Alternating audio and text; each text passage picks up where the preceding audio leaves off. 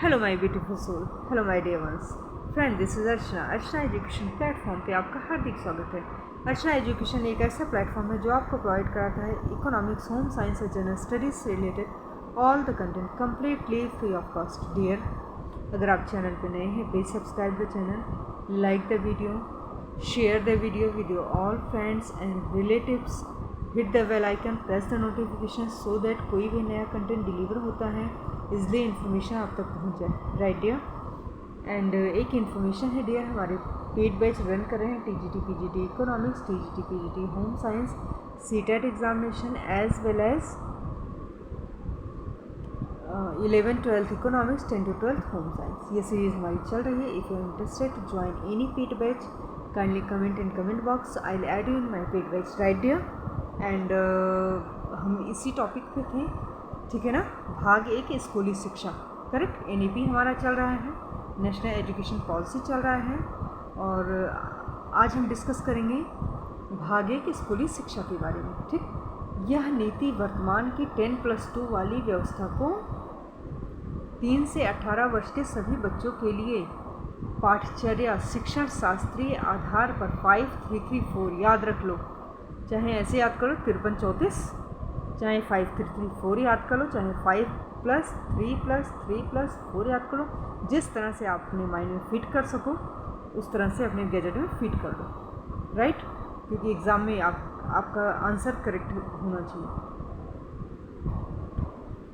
कि एक नई व्यवस्था में पुनर्गठित करने की बात कही गई है, जैसा कि यहाँ दी गई आकृति में दिया गया है, और अध्याय 4 में भी इस पर विस्तृत विवरण दिया गया है। ठीक है ना। अब देखो बेटा, पिछला एकेडमिक ढांचा हमारा क्या था, 10 था +2 था। ठीक, 6 to 16 ईयर तक हमारा 10 तक बच्चा जाता था। उसके बाद हमारा जो है 16 to 18 2 साल के लिए 11-12 होता था, करेक्ट। इस व्यवस्था को चेंज कर दिया गया है। थोड़ा मैं ऊपर कर लेती हूँ, आपके लिए आसानी हो जाएगी। राइट, ये देखो, तो पिछली व्यवस्था हमारी ऐसी थी, 10+2 था। अब 10+2 को जो है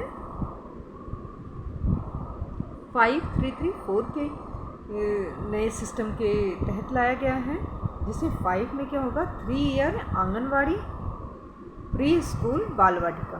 ठीक, जैसे हमारा प्ले ग्रुप चलता है, ठीक, हमारा प्ले वे मेथड चलता है, प्ले स्कूल्स चलते हैं, ठीक है ना। उसी तरह से जो है प्री प्राइमरी स्कूल्स चलते हैं, इसी तरह हमारा जो है गवर्नमेंट सेक्टर, इसमें सरकारी स्कूलों में भी ये व्यवस्था आई है। तो 3 इयर्स तक बच्चा जो है आंगनबाड़ी, बालवाड़ी, प्री स्कूल में जाएगा, ठीक है ना, फर्स्ट एंड सेकेंड।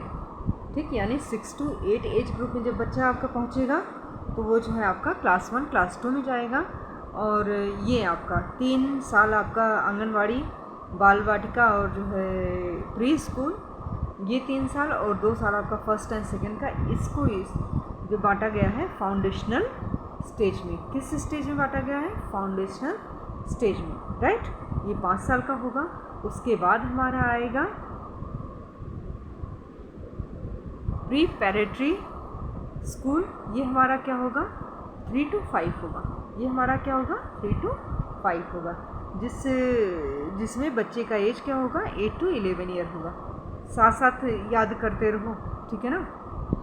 दोबारा टाइम मिलेगा नहीं मिलेगा, कर पाओगे नहीं कर पाओगे, जो भी है वैसे करोगे, ऐसा नहीं है, करने वाले करते ही हैं, हर कंडीशन में करते हैं। ठीक, तो बेटा ये जो है आप 3 to 5, ठीक है ना, क्लास 3 से क्लास 5 तक जो बच्चा आएगा जब, तो 8 ईयर का होगा, ठीक है ना, एंट्री जब करेगा क्लास 3 में, और 8 ईयर का होगा तो 9, 10, 11, ठीक है, 11 साल तक, 8 से 11 साल तक वो जो है आपके प्रिपरेटरी स्कूल में जाएगा। उसके बाद बच्चा आपका मिडिल में जाएगा, मिडिल में 6 to 8 यानी 6, 7, 8। राइट डियर, तो ये जो है आपका इस समय बच्चे की एज 11 to 14 होगी, 11 से 14 वर्ष होगी, करेक्ट। उसके बाद बच्चा हमारा आएगा सेकेंडरी में, करेक्ट। मिडिल के बाद सेकेंडरी में आएगा, सेकेंडरी में 9 to 12 यानी क्लास 9 से क्लास 12 तक, करेक्ट। इसमें बच्चे की एज हो जाएगी जो है 14 to 18 ईयर, राइट।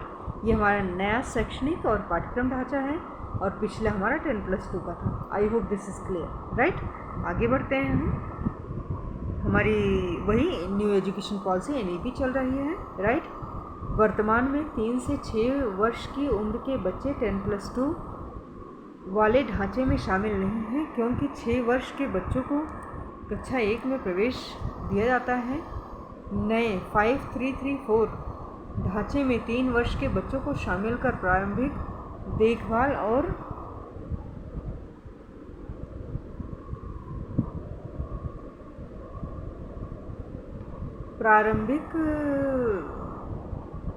बाल्यावस्था देखभाल और शिक्षा ECCE एक मजबूत बुनियाद को शामिल किया गया है, जिससे आगे चलकर बच्चों का विकास बेहतर हो सके, करेक्ट। क्यों किया गया है? बच्चों के अच्छे ग्रोथ एंड डेवलपमेंट के लिए, करेक्ट, ताकि उनका अच्छे से विकास हो सके, राइट, क्लियर। तो इस तरह से हमारा सिस्टम लाया गया है और जो है और वे उपलब्धियां हासिल कर सकें और खुशहाल हो सकें। अब देखिए, प्रारंभिक बाल्यावस्था देखभाल और शिक्षा सीखने की नींव, ठीक है ना। 1.1 में देखिए, बच्चों के मस्तिष्क का 80% विकास 6 वर्ष की अवस्था से पूर्व ही हो जाता है। बच्चों के मस्तिष्क के उचित विकास और शारीरिक विकास को सुनिश्चित करने के लिए उसके आरंभिक वर्षों को महत्वपूर्ण माना जाता है। वर्तमान समय में विशेष रूप से सामाजिक आर्थिक रूप से वंचित पृष्ठभूमि के करोड़ों बच्चों के लिए गुणवत्तापूर्ण प्रारंभिक बाल्यावस्था की देखभाल और शिक्षा उपलब्ध नहीं है। इसलिए ECCE में निवेश करने के लिए इसकी पहुंच देश के सभी बच्चों तक हो सकती है, जिससे बच्चों को शैक्षिक प्रणाली में भाग लेने और तरक्की करने के समान अवसर मिल सकें। ECCE संभवतया समता स्थापित करने में सबसे शक्तिशाली माध्यम हो सकता है। प्रारंभिक बाल्यावस्था विकास देखभाल के लिए गुणवत्तापूर्ण शिक्षा के सार्वभौमिक प्रावधान को जल्द से जल्द निश्चय ही वर्ष 2030 से पूर्व उपलब्ध किया जाना चाहिए, ताकि यह सुनिश्चित किया जा सके कि पहली कक्षा में प्रवेश पाने वाले सभी बच्चे स्कूली शिक्षा के लिए पूरी तरह से तैयार हों। 1.2 ECCE में मुख्य रूप से लचीली बहुआयामी बहुस्तरीय खेल आधारित गतिविधि आधारित और खोज आधारित शिक्षा को शामिल किया गया है, जैसे अक्षर, भाषा, संख्या, गिनती, रंग, आकार, इंडोर एवं आउटडोर खेल, पहेलियों, तार्किक सोच, समस्या सुलझाने की कला, चित्रकला, पेंटिंग, अन्य दृश्य कला, शिल्प, नाटक, कठपुतली, संगीत, अन्य गतिविधियों को शामिल करते हुए इसके साथ अन्य कार्य जैसे सामाजिक कार्य, मानवीय संवेदना, अच्छे व्यवहार, शिष्टाचार, नैतिकता, व्यक्तिगत और सार्वजनिक स्वच्छता, समूह में कार्य करना, आपसी सहयोग को विकसित करने पर भी ध्यान केंद्रित किया गया है। ECCE का समग्र उद्देश्य बच्चों का शारीरिक भौतिक विकास, संज्ञानात्मक विकास, संवेगात्मक नैतिक विकास, सांस्कृतिक विकास, संवाद के लिए प्रारंभिक भाषा साक्षरता और संख्यात्मक ज्ञान के विकास में अधिकतम परिणामों को प्राप्त करना है। NCERT द्वारा 8 वर्ष की आयु तक के सभी बच्चों के लिए 2 भागों में प्रारंभिक बाल्यावस्था की शिक्षा के लिए एक उत्कृष्ट पाठ्यक्रम और शैक्षणिक ढांचा NCPFECC ई विकसित किया जाएगा। इसको थोड़ा सा समझ जाओ, जो मैं कह रही हूँ आराम से देखो। क्या किया जा रहा है, एनसीसी द्वारा 8 वर्ष की आयु तक के बच्चों के लिए 2 भागों में, ठीक है ना, प्रारंभिक बाल्यावस्था के लिए एक उत्कृष्ट पाठ्यक्रम और शैक्षणिक ढांचा NCPF ECCE विकसित किया जाएगा, अर्थात 0 से 3 वर्ष तक के बच्चों के लिए एक सब फ्रेमवर्क और 3 से 8 वर्ष के लिए एक अन्य सब फ्रेमवर्क का विकास किया जाएगा। उपरोक्त दिशा निर्देशों द्वारा ECCE करेक्ट राष्ट्रीय और अंतर्राष्ट्रीय नवाचार सर्वोत्तम प्रथाओं पर नवीनतम शोध को शामिल किया जाएगा, विशेष रूप से उन प्रथाओं को जो भारत में कई शताब्दियों से बाल्यावस्था की शिक्षा के विकास के लिए समृद्ध हैं और वे स्थानीय परंपराओं में विकसित हुई हैं, जिनमें कला, कहानियाँ, कविता, खेल, गीत और बहुत कुछ शामिल है। इन सभी को प्रमुख रूप से शामिल किया जाएगा। यह शिक्षा का यह मॉडल माता पिता दोनों के साथ साथ प्रारंभिक बाल्यावस्था की देखभाल और शिक्षा के लिए भी एक मार्गदर्शन का काम करेगा। 1.4 देखिए, पूरे देश में चरणबद्ध तरीके से उच्चतर गुणवत्ता वाली ECCE संस्थानों के लिए सार्वभौमिक पहुंच सुनिश्चित करना बृहद लक्ष्य होगा। पिछले जिलों और उन क्षेत्रों पर विशेष ध्यान प्राथमिकता देनी होगी जो सामाजिक और आर्थिक रूप से पिछड़े हैं।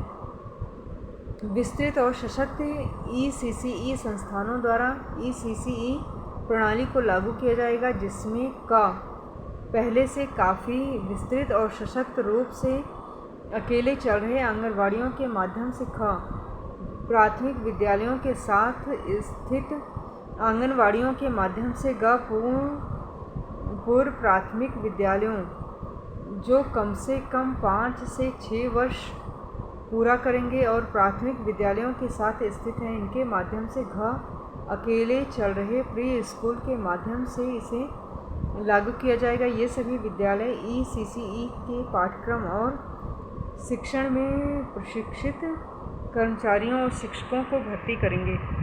प्रारंभिक बाल्यावस्था देखभाल और शिक्षा ECCE के सार्वभौमिक पहुंच के लिए आंगनवाड़ी केंद्रों को उच्चतर गुणवत्ता के बुनियादी ढांचे, खेलने के उपकरण और पूर्ण रूप से प्रशिक्षित आंगनवाड़ी कार्यकर्तियों शिक्षकों के साथ सशक्त बनाया जाएगा। प्रत्येक आंगनवाड़ी में समृद्ध शिक्षा के वातावरण के साथ अच्छी तरह से डिज़ाइन किया हुआ हवादार, बाल सुलभ और निर्मित भवन होगा। आंगनवाड़ी केंद्रों में बच्चे गतिविधि से भरे पर्यटन करेंगे और अपने स्थानीय प्राथमिक स्कूलों के शिक्षकों और छात्रों से मिलेंगे ताकि आंगनवाड़ी केंद्रों से प्राथमिक स्कूलों में संक्रमण को सुचारू रूप से बनाया जा सके। ठीक है।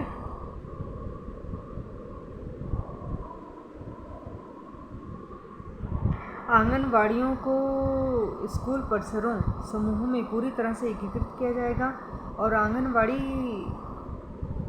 बच्चों, माता पिता और शिक्षकों को स्कूल के विभिन्न कार्यक्रमों में परस्पर भाग लेने के लिए आमंत्रित किया जाएगा। समझ पा रहे हो? ताकि बच्चा ऐसा ना हो फर्स्ट टाइम जैसे पहले होता था कि कक्षा 1 में बच्चा क्लास 1 में गया, रोना वोना शुरू, है ना, प्ले ग्रुप का अलग सिस्टम, ये सब नहीं होगा। ताकि मतलब लोग वो बच्चे मतलब बचपन से ही 3 साल का बच्चा हुआ तो वो जो है मतलब यूज़ टू हो जाए, उस फैमिली में एडजस्ट करने के लिए वो हो जाए। पेरेंट्स को भी हर मतलब प्रोग्राम में, फंक्शन में पार्टिसिपेट कराया जाएगा। यह परिकल्पना की गई कि 5 वर्ष की आयु से पहले हर बच्चा एक प्रारंभिक शिक्षा या बाल वाटिका जो कि कक्षा 1 से पहले है में स्थानांतरित हो जाएगा, जिसमें एक ECCE योग्य शिक्षक हैं। तैयारी कक्षा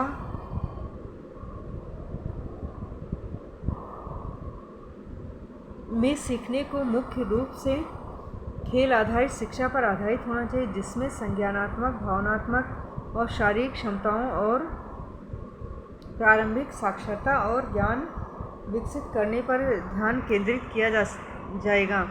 दोपहर के मध्याह्न भोजन कार्यक्रम को प्राथमिक विद्यालय के साथ साथ तैयारी कक्षाओं तक भी विस्तृत किया जाना चाहिए। स्वास्थ्य के विकास की निगरानी और जांच परीक्षण जो आंगनवाड़ी व्यवस्था में उपलब्ध है, उसे प्राथमिक स्कूलों की तैयारी कक्षाओं के छात्रों को भी उपलब्ध कराया जाएगा।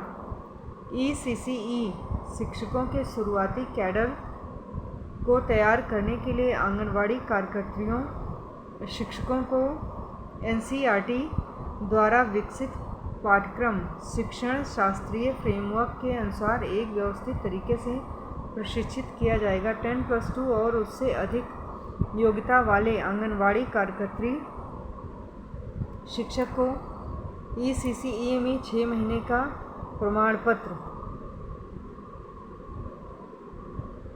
कार्यक्रम कराया जाएगा। समझ पा रहे हो क्या बोल रहे हैं? इसको थोड़ा समझ लो। ECCE शुरुआती कैडर को तैयार करने के लिए आंगनवाड़ी कार्यकर्तियों को NCERT द्वारा विकसित पाठ्यक्रम शिक्षण शास्त्रीय फ्रेमवर्क के अनुसार एक व्यवस्थित तरीके से ट्रेनिंग दिया जाएगा। कहने का मतलब है सर्टिफिकेट ट्रेनिंग भी दिया जाएगा इनको। 10+2 और उससे अधिक योग्यता वाले आंगनवाड़ी कार्यकर्त्री शिक्षक को 6 मंथ का सर्टिफिकेट दिया जाएगा, ट्रेनिंग, ठीक है ना। कम शैक्षिक योग्यता वालों को 1 वर्ष का डिप्लोमा कार्यक्रम दिया जाएगा, जिससे प्रारंभिक साक्षरता और संख्या और ECCE के अन्य प्रासंगिक पहलुओं को भी शामिल किया जा सके। इन कार्यक्रमों को डिजिटल दूरस्थ माध्यम से DTH चैनलों के साथ साथ स्मार्टफोन के माध्यम से चलाया जा सकता है, जिससे शिक्षकों को अपने वर्तमान कार्य में न्यूनतम व्यवधान के साथ ही ECCE योग्यता प्राप्त करने में सहूलियत मिल पाएगी। आंगनवाड़ी कार्यकर्त्रियों शिक्षकों ECCE प्रशिक्षण को शिक्षा विभाग के क्लस्टर रिसोर्स सेंटर द्वारा मेंटर किया जाएगा और निरंतर मूल्यांकन के लिए कम से कम एक मासिक कक्षा भी चलाई जाएगी। दीर्घावधि में राज्य सरकारों को चरण विशेष में व्यावसायिक प्रशिक्षण मार्गदर्शन की व्यवस्था और करियर मैपिंग के जरिए आरंभिक बाल्यावस्था में देखभाल और शिक्षा के लिए व्यावसायिक रूप से योग्य शिक्षकों के कैडरों को तैयार करना चाहिए। इन शिक्षकों की प्रारंभिक व्यावसायिक तैयारी और उसके सतत व्यावसायिक विकास CPD के लिए आवश्यक सुविधाओं का विकास किया जाएगा। ECCE को चरणबद्ध तरीके से आदिवासी बहुल क्षेत्रों की आश्रम शालाओं में भी शुरू किया जाएगा। आश्रम शालाओं में ECCE को एकीकृत करने और इसे लागू करने की प्रक्रिया ऊपर दिए गए विवरण जैसी ही होगी। ECCE पाठ्यक्रम और शिक्षण विधि की जिम्मेदारी मानव संसाधन विकास मंत्रालय की होगी, ठीक, ताकि प्राथमिक विद्यालय के माध्यम से पूर्व प्राथमिक विद्यालय इसकी निरंतरता सुनिश्चित की जा सके और शिक्षा के मूल पहलुओं पर ध्यान केंद्रित किया जा सके। प्रारंभिक बाल्यावस्था देखभाल शिक्षा पाठ्यक्रम की आयोजना क्रियान्वयन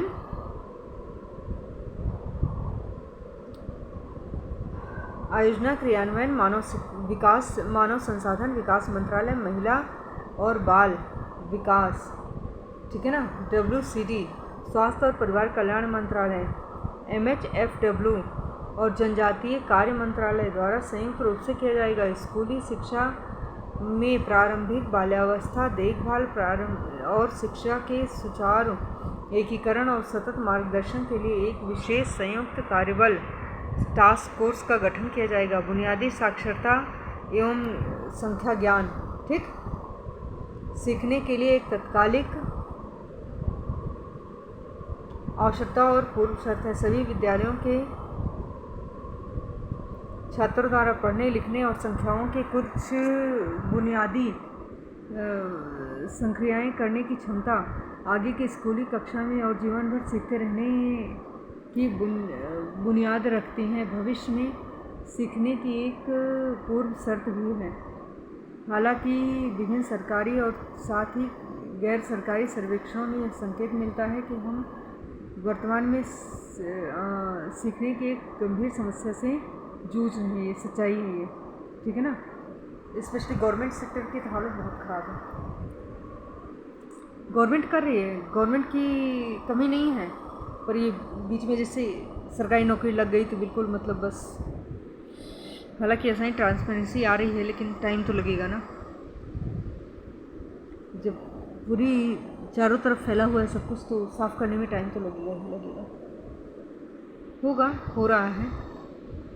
अच्छा, ये हो गया। वर्तमान में प्राथमिक विद्यालय में बड़ी संख्या में शिक्षार्थियों ने, जिनके अनुमानित संख्या 5 करोड़ से भी अधिक है, बुनियादी साक्षरता और संख्या ज्ञान भी नहीं है। अर्थात ऐसे बच्चों को सामान्य लेख को पढ़ने, समझने और अंकों के साथ बुनियादी जोड़ घटाव भी नहीं आते हैं। समझ पा रहे हो मेरा बच्चा? तो ये चीज़ें जब बच्चों को नहीं आएंगे तो बच्चे कहाँ से डेवलप होंगे?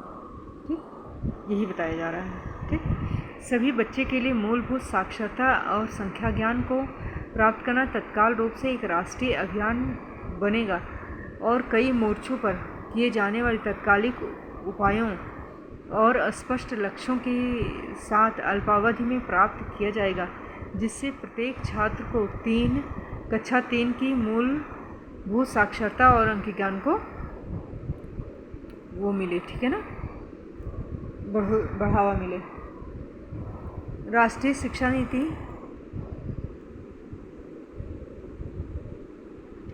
2020 वही है, ठीक है ना। आवश्यक रूप से प्राप्त करना शामिल होना चाहिए। शिक्षा प्रणाली की सर्वोच्च प्राथमिकता 2025 तक प्राथमिक विद्यालय में सार्वभौमिक मूलभूत साक्षरता और संख्या ज्ञान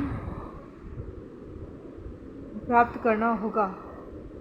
सीखने की बुनियादी आवश्यकताओं अर्थात मूलभूत स्तर पर पढ़ना, लिखना, अंकगणित को हासिल करने पर ही हमारे विद्यालय की बाकी नीति प्रासंगिक होगी। भाई जब यही नहीं आ रहा तो क्या करोगे? बेस तो यही है ना। इसके लिए मानव संसाधन विकास मंत्रालय MHRD द्वारा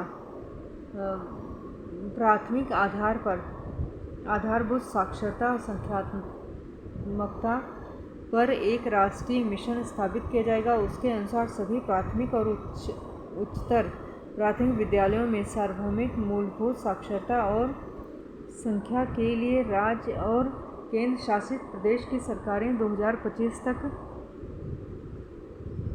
प्राप्त किए जा सकने वाले चरणवार चिन्हित कार्यों और लक्ष्यों की पहचान करते हुए उसकी प्रगति को बारीकी से जांच और निगरानी करते हुए अविलंब एक क्रियान्वयन की योजना तैयार करेगी। सर्वप्रथम शिक्षकों के रिक्त पदों को जल्द से जल्द और समयबद्ध तरीके से भरा जाएगा, विशेष रूप से वंचित क्षेत्रों और उन क्षेत्रों में जहां शिक्षक बच्चों का अनुपात दर ज़्यादा हो या जहां साक्षरता की दर निम्न हो, वहां स्थानीय शिक्षक या स्थानीय भाषा से परिचित शिक्षकों को नियुक्त करने पर विशेष रूप से ध्यान दिया जाएगा। यह सुनिश्चित किया जाएगा कि प्रत्येक स्कूल में शिक्षक विद्यार्थियों का अनुपात PR 30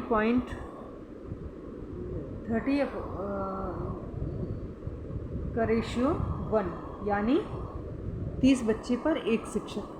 समझ पा रहा हूँ? शिक्षक और विद्यार्थी का अनुपात क्या होगा? PTR people teacher ratio 30 student पर एक टीचर, ठीक, से कम हो, मतलब कम हो, उससे ज़्यादा बिल्कुल किसी भी कंडीशन में ना हो, ठीक। और सामाजिक आर्थिक रूप से वंचित बच्चों की अधिकता वाले स्कूलों में, ये तो सामान्य स्कूल वाले बच्चों की स्कूल में, अगर वो सामाजिक आर्थिक रूप से वंचित बच्चों की अधिकता वाले स्कूलों में साक्षरता और संख्या ज्ञान को सिखाने के उद्देश्य से शिक्षकों को सतत ये जो है टीचर और जो है विद्यार्थी अनुपात जो है 25:1 हो, ठीक है ना। 25 बच्चों में एक टीचर, ताकि टीचर भी तो मतलब मशीन थोड़ी ना है यार, है ना। उस पर भी एक साथ अगर 40 बच्चे दे दोगे कहाँ से करेंगे। तो कक्षा स्तर से नीचे के बच्चों को मूलभूत साक्षरता और संख्या ज्ञान सिखाने के उद्देश्य से शिक्षकों को सतत व्यावसायिक विकास CPD के साथ संबलित, उत्साहित और प्रशिक्षित किया जाएगा। पाठचर्या में बुनियादी साक्षरता और संख्या ज्ञान पर अतिरिक्त ध्यान दिया जाएगा और पूरे प्रारंभिक और माध्यमिक स्कूल पाठचर्या के दौरान एक मजबूत, सतत, रचनात्मक और अनुकूल मूल्यांकन प्रणाली के साथ विशेष रूप से प्रत्येक बच्चे का सीखना ट्रैक किया जाएगा और सामान्यतया पढ़ने, लिखने, बोलने, गिनने, अंकगणित और गणित चिंतन पर अधिक ध्यान दिया जाएगा। वर्ष भर विभिन्न मौक़ों पर इन विषयों से संबंधित गतिविधियों को लागू किया जाएगा। मूलभूत साक्षरता संख्या ज्ञान पर नए सिरे से जोर देने के लिए शिक्षक कक्षा और प्रारंभिक ग्रेड पाठचर्या को नए सिरे से डिज़ाइन किया जाएगा। ठीक, ग्रेड सिस्टम आएगा।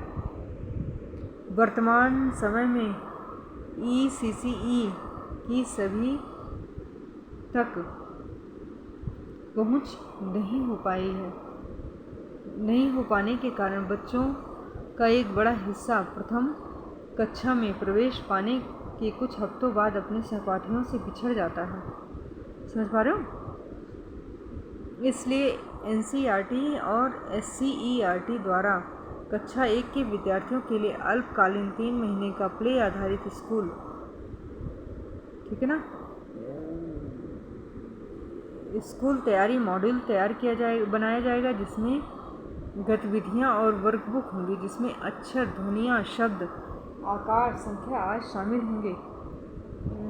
इस मॉड्यूल को क्रियान्वित करने में सहपाठियों और अभिभावकों को भी योगदान लिया जाएगा। इससे यह सुनिश्चित करने में मदद मिलेगी कि हर विद्यार्थी स्कूल के लिए तैयार हो। राष्ट्रीय शिक्षा नीति, the digital infrastructure for knowledge sharing, यानी दीक्षा, याद कर लो ये चीज़। दीक्षा का मतलब क्या होता है? The digital infrastructure for knowledge and sharing पर बुनियादी साक्षरता और संख्या ज्ञान। एक मिनट है, जस्ट प्लीज़ इसका फुल फॉर्म देख लो दीक्षा का, बहुत ही इम्पोर्टेंट है, आप कहीं नोट कर लो। ये क्या है? Diksha, right. The digital, note कीजिए, डिजिटल इंफ्रास्ट्रक्चर